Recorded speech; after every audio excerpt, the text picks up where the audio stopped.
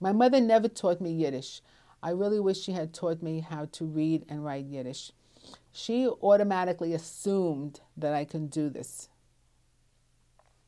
And I know I'm skipping a, a, a way ahead, but I have a cousin in Israel, the one who is from my uncle who went to Israel. And I used to write to him, and we had to write in Yiddish because I couldn't write Hebrew. I know how to write Hebrew, but I don't know what the words are, what they mean. And so he and I would write Yiddish to each other. He was pretty bad at it as well, and so was I.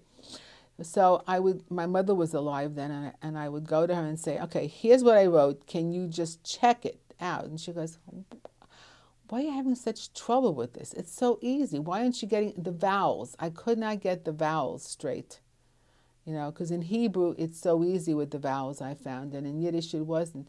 And she could never understand how I could not write Yiddish well.